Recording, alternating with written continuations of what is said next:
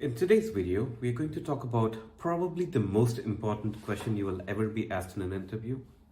Can you please tell me about yourself?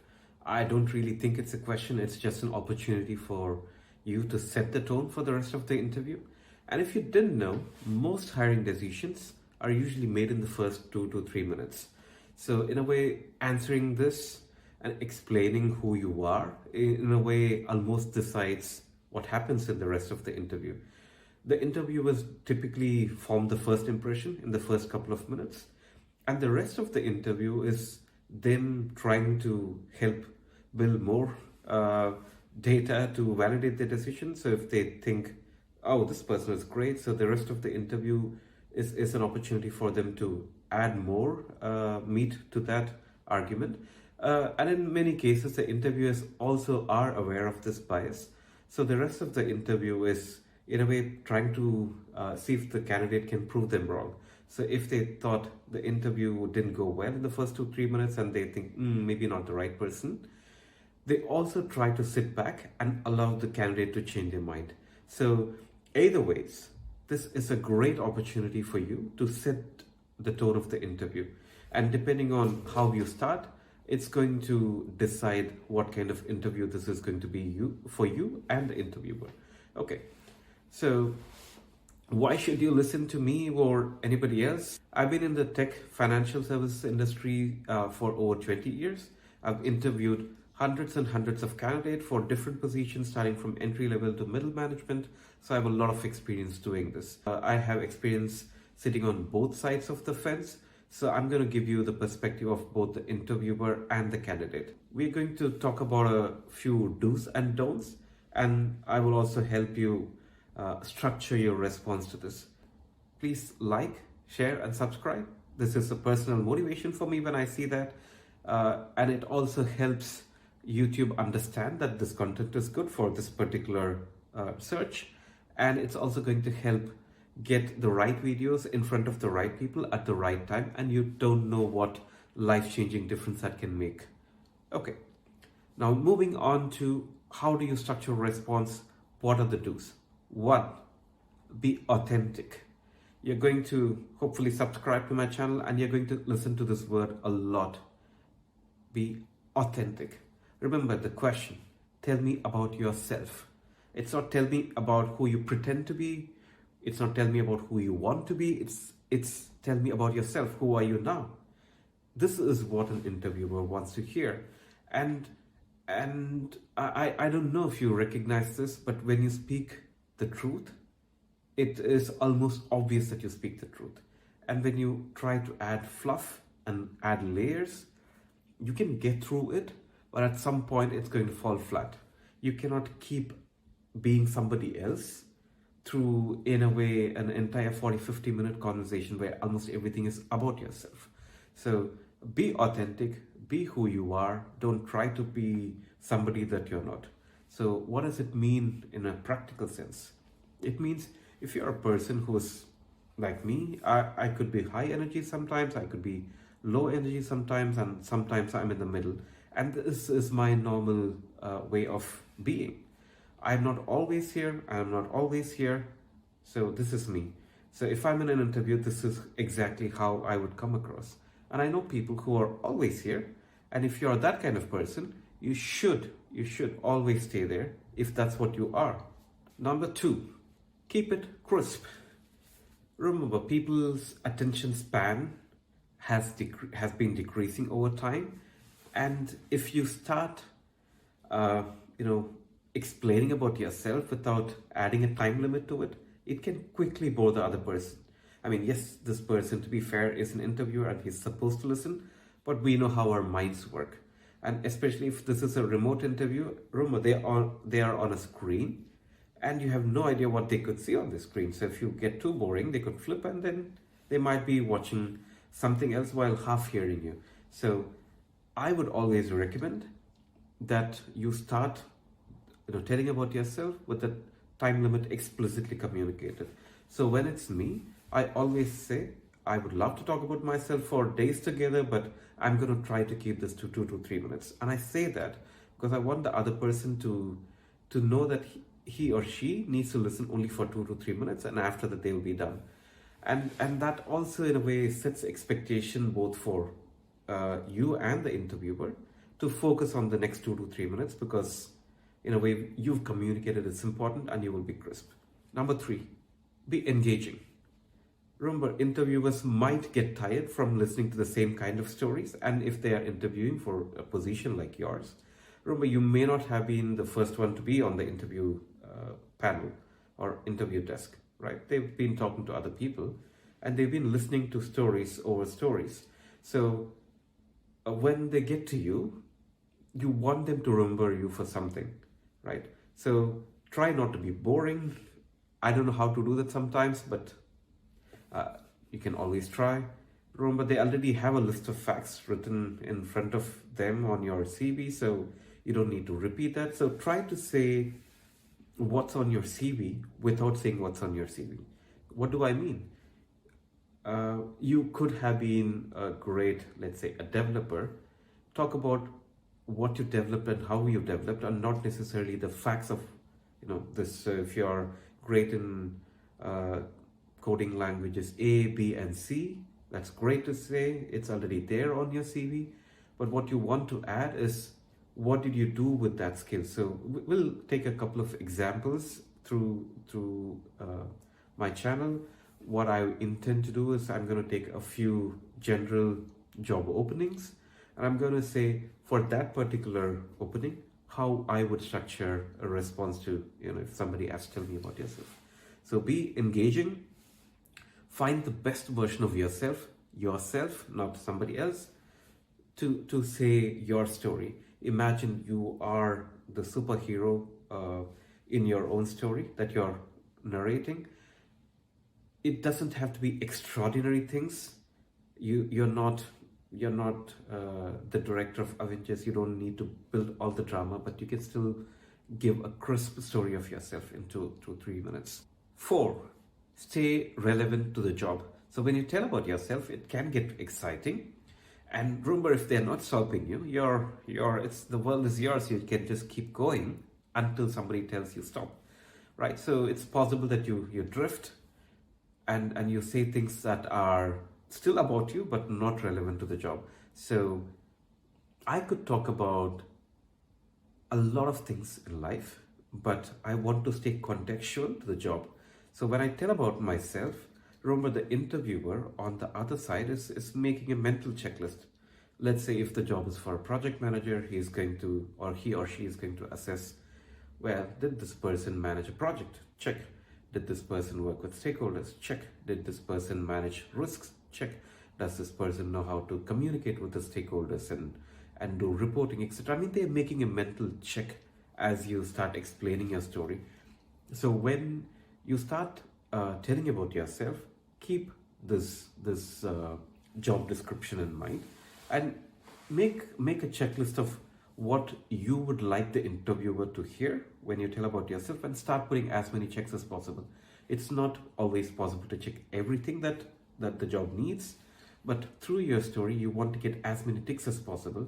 And why? Because remember, we started off saying this is the most important question. Your first 2 to 3 minutes in the conversation is going to set the tone. The more checks you have, the better it is for you through the interview, because the interviewer might not want to know about everything that you did. He might want to take 1 or 2 checks that he made and deep dive on them. So for example, in real life, if the job is very complex and if it needs you to work with a lot of different stakeholders, he's probably, or she's going to probably deep dive on that one rather than everything else that you just spoke about. So it gives them a contextual understanding of who you are and how you connect to the job that you're interviewing for. Number 5, this is not a chance for you to market yourself. I've seen a lot of videos on YouTube where the coaches on the video talk about how it would be great if you were hired, you would do X, Y, and Z, and why you are the best. I personally do not like it, and I'm speaking from both perspectives, both from a hiring manager and a candidate's perspective. I would like my hiring manager to decide if I'm good enough, and as an interviewer, I would like to decide that for myself. And in a way, I don't want you to sell this to me at this point. So remember, you're trying to sell yourself in this interview. It helps you a lot later on when it comes to negotiating on the positions and the salaries and the other perks. But how who are the best salesmen or women? They're the ones that don't actually sell.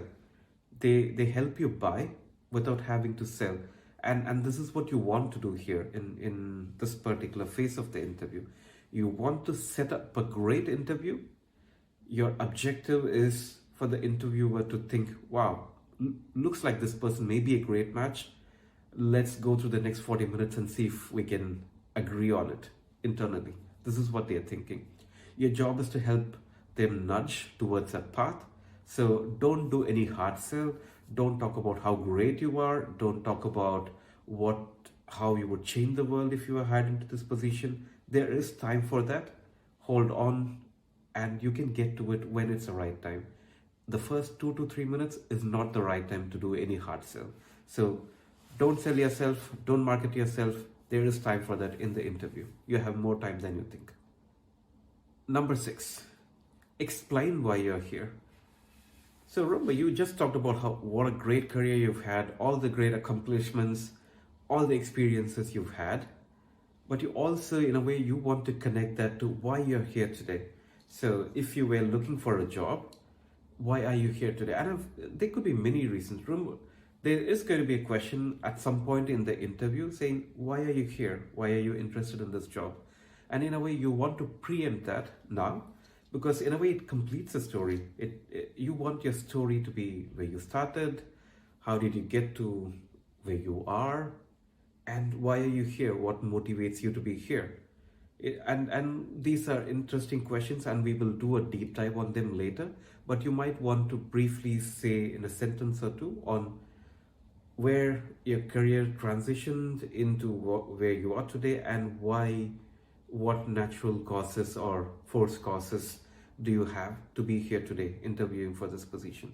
So do add context to why you're in the interview. Number 7, and this is something that's a hit or miss for me, use humor if it works for you. Sometimes I make a joke if I think I can pull it off and it feels natural to me at this point. And sometimes I'm just like this. I mean, I'm not making jokes. I wouldn't say I'm serious, but at the same time, I wouldn't say I'm funny as well.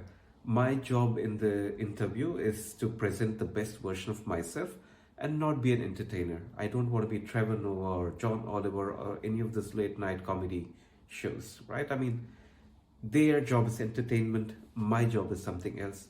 I have a job in the interview. The first 2 to 3 minutes, my job is to make sure the next 30, 40 minutes of this interview goes the way I like it. So stay away from humor or any of your quirks if you don't think it'll add value. If it's your core personality, go for it. If you think you are naturally humorous and you have to control or restrain yourself, I wouldn't recommend that either, but find appropriate places for it. Be yourself, but if you have to restrain because you don't think you can pull it off, then don't do it. And final and the most important one for me, be authentic. Sorry, I started with that and I finished with that, and I know that because of all the things I've said now, it is still the most important thing for me. When you're authentic, you are in a flow naturally. You're not making stuff up. You're not thinking about what you're going to say. And you are in the interview. You are there because the interview is a conversation usually. For you to be able to respond, you need to be able to listen, and you cannot listen properly if you're processing too much. And so being authentic helps you in multiple ways. One, just coming across as a person that you are. And two, it reduces your processing burden inside your head. So when somebody is speaking to you, you can be there and listen and respond. So we talked about what you should do, so how to structure your response. Let's also look at what you want to avoid. These are the do's and don'ts. Do's are great, don'ts are even more important. Number one, don't perform. People can see through that. Be yourself, and I keep repeating this as many times as you need to hear to believe it actually. So don't perform, be prepared, but that's different to being somebody else. Two, two, keep the time. Remember, you made a promise. You promised to stick to 2 to 3 minutes. Stick. And practice a couple of times to make sure that you're hitting the time limit. And it's happened to me, it's happened to many of us when we start talking about ourselves. And if you're shy introvert like me, you start off slow, and then you see there are no breaks, and then you just keep going. So stick to your promise, keep to the time. 2 to 3 minutes is my recommendation. Too short is short. No, they don't get, the interviewer does not get anything worthwhile from a 1 minute conversation. 5 minute conversation is probably too long and boring, and they're already sleeping, and maybe they've turned off in their head. Number three, read the room. So when you start talking, pay attention, be there, and see how people react to when you say anything. So if you're in a physical room in an interview, keep an eye contact and be in the room and read the room. Check if the person is staying interested in your conversation. So it's and your subconscious knows how to react. If somebody is getting disinterested, you might subconsciously lean forward, or you might subconsciously pick up the pace of the conversation. So be there, read the room. And it's trickier in an online interview. It's hard for you to see what the other person is doing. They could still make an eye contact. They could look at their camera, and they could be zoned out, and there's not much you can do. So be as engaging as you can, but see if you can get visual clues of how this person is reacting to you. Number four, don't ramble. Go prepared on what you want to say. If you deviate a little bit here and there, it's fine. It's still your story. They've not heard it before, so it's still fresh for them. But at some point, when you ramble, they can also sense it. When you stray off too much from your path, people can sense that as well, because it's going to show on you first. When you keep rambling, you start thinking, and at some point that thinking is going to show on your face. So be prepared. And if you just go back to my first point, being authentic, and my second, third, fourth, eighth point, being prepared, where you counter all of this. A couple of pro tips.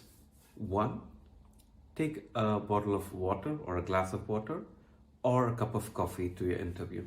It does two things. Sometimes you might need a water break, maybe 1 or 2 seconds just to take a sip or two, but it does two things. One, it gives you a break so you can continue speaking without like coughing or anything. And two, it gives that 1 or 2 seconds for you to compose yourself. If this is not going great, it gives you the chance to recover and get back on the track. And two, and I've sometimes seen this with fresh candidates, fresh out of college. They get nervous. It's pretty natural when there's 1, 2, or 3 people sitting there and judging you and deciding on your fate when you're fresh out of college. It is natural to be nervous. It's natural to be nervous if you've been fired from your previous job, and this is your hope to have the next job and get the paycheck and keep the mortgage. There are intense situations when people sit in a job interview. So getting nervous is real. It happens to a lot of people. And when nervousness hits you, you may not be at your best, and that is okay. I've been an interviewer, and the first thing I like to offer candidates is, if they want a glass of water, or if my office has a coffee, I offer them a cup of coffee. I would rather spend the first minute or two getting the candidate comfortable. A call out for hiring managers and recruiters. Please offer the first minute or two for the candidate to get themselves comfortable. I know you're tight on time, but giving the first minute to them doesn't hurt. The less nervous they are, the easier it is for you to make a honest assessment. Maybe they're great, it's just the first couple of minutes that they need to get over this initial hurdle. And if you are nervous, and if I've seen people just going into a shock or or in a state where they cannot really talk. And when you sense that, my first reaction to that is maybe I should reschedule or give this person a little more time to compose themselves, because I don't want to judge them on the first 30 seconds. So there are a lot of managers like me, recruiters like me, who would understand if you're super nervous. So if you go into a freeze, ask them if you can take a minute or two, uh, and gather your thoughts. And a lot of people would say yes to that. And a honest question, if they won't give you the first minute when they see that you need that, do you really want to work there? So answer may be yes. I'm not saying you shouldn't, but remember, if you cannot compose yourself and they're harsh on you and they don't want to give you the first 2 minutes anyway, it's unlikely that you'll make through, right? So ask them for that. Ask them for a second chance. Just ask for a minute or two to get a short break. Maybe you want to shut the camera off. If you're doing an online interview, go get a glass of water. If you are in the room, say if you can go pantry, get some water or coffee if you didn't have this already, or maybe go to the restroom, wash your face, whatever refreshes you and tries to bring you back. And sometimes it's happened that I had to reschedule, and that was okay for me to do it. I want to judge this person at their best, not at their worst. So if you need it, ask for it. If you don't get it, it's fine. You might as well get on with it and be done with it. But if you get a second chance, it would be great for you to go there fresh again and try to prove who you are. Okay. Now, thank you for listening to me. I hope this has been helpful, and I would really appreciate if you like, share, and subscribe. So thank you for your support, and see you in another video. Have a nice day. And if you are on an interview, good luck. Remember the first 2 minutes.